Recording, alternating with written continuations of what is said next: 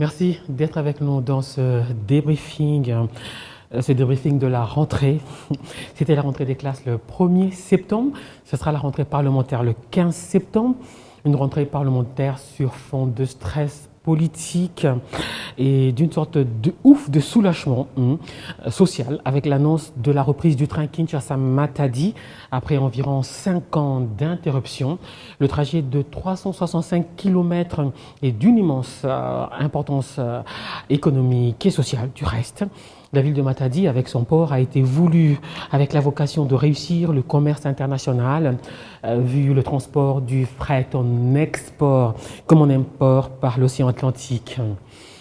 Cette rentrée parlementaire est attendue avec impatience par les uns et avec anxiété par ceux qui redoutent la chute de Vital Kamerhe. Une pétition a été initiée par le député national Crispin Bindoulé. Il est de l'Union sacrée, c'est là qu'il y a un hic. Ça ne surprend pas tant que ça, d'autant que nous allons sans doute au-devant d'un scénario qui se répète. J'ai dit sans doute.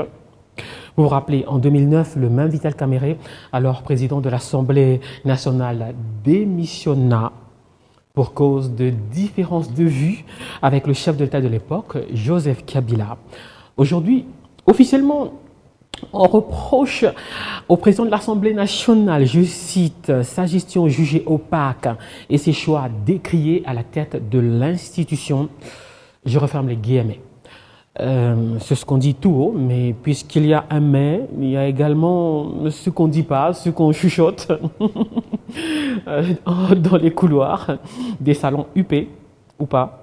On se rappelle également que le même Vital Kamerhe avait été jugé et condamné en 2021 pour détournement de fonds dans l'affaire des maisons préfabriquées pour militaires et policiers dans un vaste programme censé lancer le premier mandat du président Tshisekedi. Et puis il a été acquitté en 2022 avant de revenir en force à la tête de l'Assemblée nationale. Et lors de ce procès très médiatisé et porteur d'espoir dans la lutte contre la corruption, les avocats de Kamerhe dénonçaient, je cite, un procès politique destiné à l'empêcher de se présenter aux élections de 2023. Fin de citation de cet aperçu.